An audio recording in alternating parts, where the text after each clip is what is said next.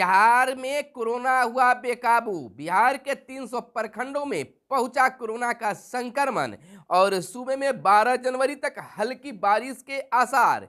ईंट भट्ठे बंद करने के केंद्रीय आदेश पर विशेषज्ञों से मंथन। स्मार्ट मीटर लगवाएं, पुराने बिल का भुगतान 300 दिन में करें।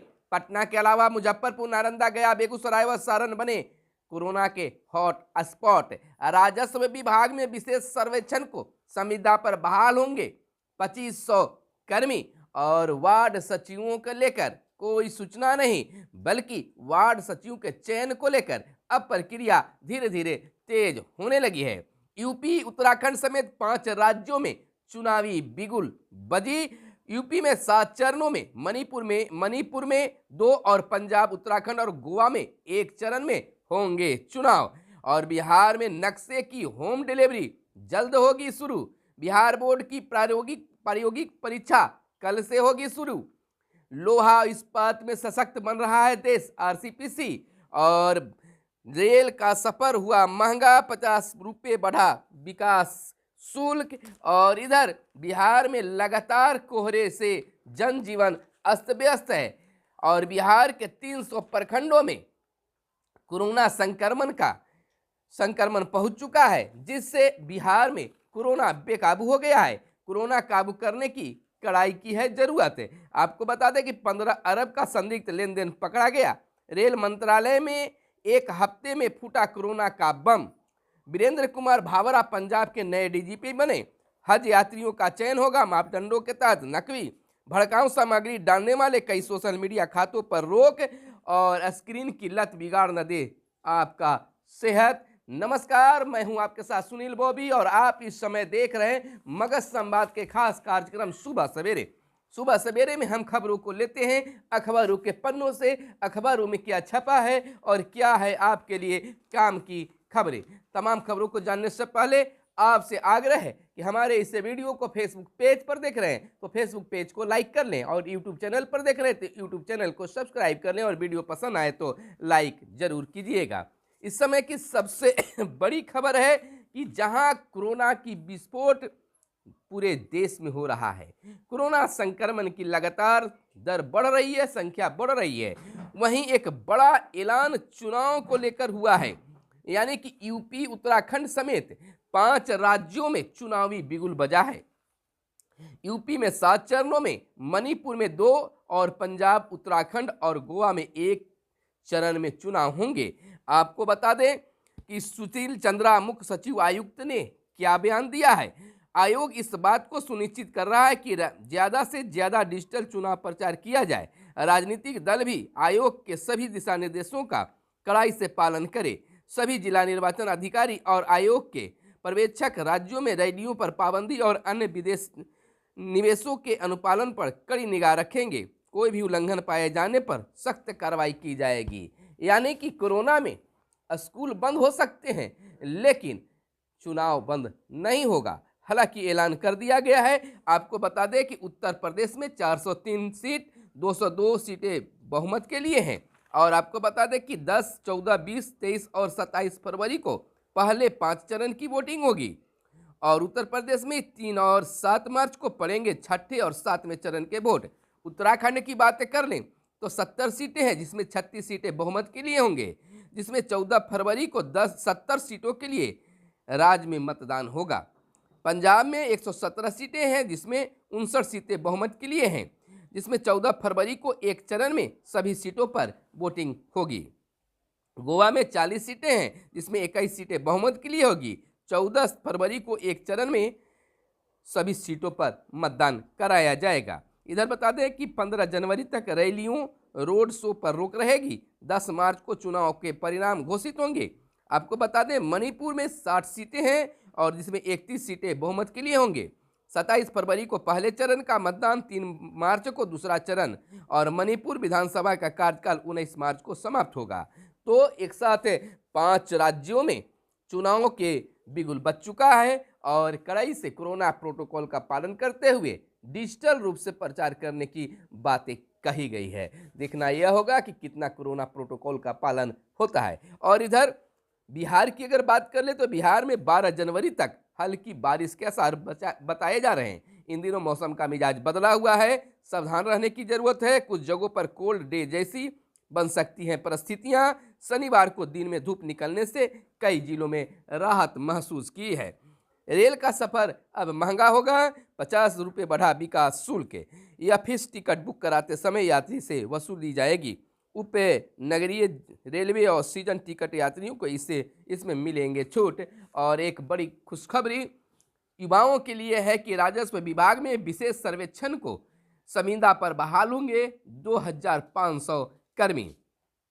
राम सूरत कुमार राजस्व एवं भूमि सुधार मंत्री का कहना है कि कर्मियों की कमी से दूसरे चरण के सर्वेक्षण का काम शुरू नहीं हो पा रहा है, इसलिए बहाली का निर्णय लिया गया है। बिहार के 20 जिलों में भूमि सर्वेक्षण का काम चल रहा है। शेष 18 जिलों में भी सर्वे का काम इसी साल शुरू किया जाना है। इन पदों पर नियुक्ति के बाद सभी जिलों में भूमि सर्वेक्षण का काम शुरू हो जाएगा। यानी 2500 भूमि राजस्व विभाग में भूमि सर्वेक्षण विशेष सर्वेक्षण को लेकर 2500 कर्मी की बहाली निकाली जा रही है। और इधर ईंट भट्टे के बंद होने की सूचना पर अब बिहार में हड़कंप मच गया है, जहां ईंट भट्टेदार जो हैं, भट्टा मालिक जो हैं, अब दूसरा विकल्प ढूंढ रहे हैं। वहीं जो मजदूर किस्म के लोग हैं, उनकी अपनी मजदूरी खत्म होने पर उनकी भी अपनी जो जीवन लीला है, जीवन के चलने की जो सूरत है, जो अपनी पेट चलने की बात है, उस पर अब ग्रहण लगते दिखने पर वह सोच में पड़ गए हैं। अब देखना यह होगा कि ईंट भट्टे बंद होते हैं या फिर कुछ और होता है। इसको लेकर ईंट भट्टे बंद करने के केंद्रीय आदेश पर विशेषज्ञों का मंथन शुरू हो गया है। थर्मल पावर परिसर में ईंट बनाने के लिए सप्लाई एस की आपूर्ति का अभी तक कोई मैकेनिज्म विकसित नहीं हुआ है। लोगों की धारणा है कि लाल ईंट ही मजबूत होता है। फ्लाई ईंट से बनने वाली ईंट उतनी मजबूत नहीं होती है। फ्लाई एश के परिवहन में सड़कों के किनारे उड़ने वाले फ्लाई एश भी वायु प्रदूषण फैलाएंगे। ईंट भट्टों पर निर्भर लोग क्या अपनी आजीविका को पूरी तरह से फ्लाई एश से ईंट बनाने में शिफ्ट कर पाएंगे? बहुत तरह की समस्या है, इस पर विशेष मंथन किया जा रहा है। इस पर जनक राम का जो खाद्य मंत्री बिहार सरकार के हैं, उनका कहना है कि मिट्टी से ईंट निर्माण की जगह फ्लाई एश से ईंट निर्माण को चरणवार लागू किया जाएगा। इसके सभी पहलुओं पर विचार विमर्श करने के बाद ही अगला कदम उठाया जाएगा। विशेषज्ञों से भी राय ली जाएगी। अचानक कदम उठाने से विकास प्रक्रिया प्रभावित हो सकती है। और इधर हम आपको बता दें कि बिहार में हर बार एक नया कार्य किया जाता है, नई सुविधा देने की कोशिश बिहार सरकार की होती है। तो बिहार में नक्शों की होम डिलीवरी जल्द शुरू की जाएगी। डाक विभाग से करार कर चुका गया है। राजस्व विभाग शुल्क भी तय कर दिया है। नक्शा की होम डिलीवरी करने वाला पहला राज्य होगा अपना बिहार। और बिहार बोर्ड की प्रायोगिक परीक्षा शुरू होगी। बिहार बोर्ड इंटरमीडिएट 2022 की प्रायोगिक परीक्षा 10 जनवरी से शुरू होगी। परीक्षा 20 जनवरी तक चलेगी। बिहार बोर्ड ने इस बार प्रायोगिक परीक्षा होम सेंटर पर ही लेने का निर्देश दिया है। प्रदेश भर में 10 लाख से अधिक परीक्षार्थी शामिल होंगे। तो कल से इसकी प्रक्रिया शुरू होगी और परीक्षा ली जाएगी। और इधर बता दें कि स्मार्ट मीटर लगवाएं, पुराने बिल का भुगतान 300 दिनों में करने की बात सहूलियत दी गई है। स्मार्ट मीटर लगवाने पर 10 माह में ली जाएंगे बकाया राशि। राज्य भर में 10 लाख बकायेदार 50,000 से अधिक लोग हैं। पटना में 10,000 बकाये वाले उपभोक्ताओं की संख्या 1,000 है। तो इधर एक बड़ी छूट दी गई है इसको लेकर। और पटना के अलावा मुजफ्फरपुर, नालंदा, गया, बेगूसराय व सारण बने कोरोना के हॉटस्पॉट। नए हॉटस्पॉट बनने के साथ ही बढ़ी कोरोना की जिम्मेदारी, लोगों की जिम्मेदारी और कोरोना प्रोटोकॉल का करें अब पालन। आपको बता दें कि सबसे अधिक पटना में 1956 और गया में 284 नए कोरोना संक्रमित मरीज मिले हैं। इसके पूर्व राज्य में 22 मई को 4,375 नए कोरोना संक्रमित मिले थे। इधर 50 से 99 संक्रमित वाले जिले हैं सीतामढ़ी, पूर्वी चंपारण, भोजपुर, दरभंगा, जमुई, जहानाबाद, वैशाली, रोहतास, समस्तीपुर, मधुबनी, भागलपुर, कटिहार और किशनगंज। 200 से अधिक संक्रमित वाले जिले में हैं पटना, गया, बेगूसराय, मुजफ्फरपुर और नालंदा। 100 से 200 संक्रमित वाले जिले सारण है, जहां 110 मरीज मिले हैं। और इधर आए अपने राज्य को बचाने के लिए हम लोगों को प्रयास करना चाहिए। और 1 से 50 जिले वाले जिले हैं औरंगाबाद, अरवल, बांका, पूर्णिया, मधेपुरा, सहरसा, सुपौल, पश्चिमी चंपारण और बक्सर, औरंगाबाद में 46, अरवल में 45 और बांका में 44 है। और इसमें अररिया, गोपालगंज, कैमूर, खगड़िया, मुंगेर, नालंदा, शेखपुरा, शिवहर और सिवान जिले जो है 150 में शामिल हैं। कोरोना के कारण राजद कार्यालय को बंद कर दिया गया है। विभिन्न अस्पतालों में भर्ती हैं 243 संक्रमित मरीज। एम्स में भर्ती हैं 50% मरीजों ने नहीं लिया है टीका। आईजीआईएमएस में जीनोम सिक्वेंसिंग की दूसरी मरीज लगेगी। लोहा और इस्पात में सशक्त बन रहा है देश, आरपीसी का कहना है। और इधर बिहार के 300 प्रखंडों में अब कोरोना संक्रमण पहुंच गया है। कोरोना विस्फोट बिहार में लगातार हो रहे हैं। गांव में भी तेजी से फैल रहा है संक्रमण। राज्य के सक्रिय मरीजों की संख्या 12,311 हुई है। एक कोरोना संक्रमित मरीज दो या उससे अधिक लोगों के बीच फैल रहा है संक्रमण। 4,526 नए कोरोना संक्रमित मिले हैं राज्य में पिछले 24 घंटों में।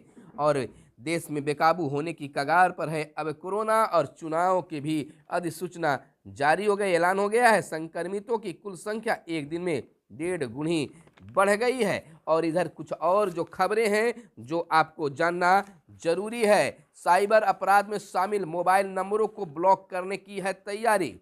साइबर अपराध डिजिटीकरण के लिए बढ़ावा देने की योजना में बाधा। और भारतीय मूल के सिख टैक्सी चालक पर हुआ है हमला।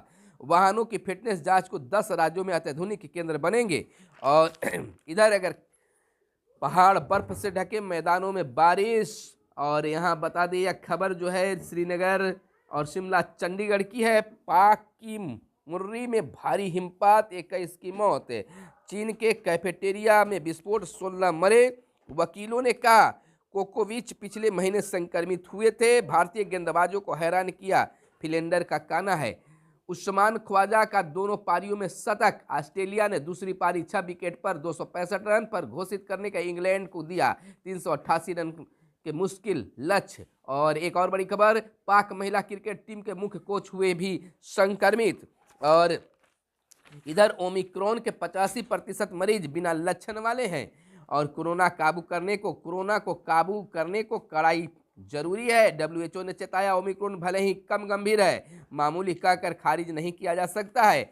10 अरब का संदिग्ध लेन देन करता पकड़ा गया। और रेल मंत्रालय में एक हफ्ते में फूटा कोरोना का बम। वीरेंद्र कुमार भावरा पंजाब के नए DGP बने। और PDP के 10 नेताओं पर केस दर्ज करने का आदेश। और भड़काऊ सामग्री डालने वाले कई सोशल मीडिया खातों पर रोक। कैबिनेट की एक ब्रीफिंग के फर्जी वीडियो से संबंधित मामले को संज्ञान में लेते हुए केंद्र सरकार की ओर से की गई है यह कार्रवाई। तो चलिए अब हमारे साथ बने रहिए और देखते रहिए मगध संवाद। फिर मिलते हैं अगले वीडियो में, तब तक के लिए दीजिए इजाजत। धन्यवाद। जय हिंद, जय भारत, वंदे मातरम।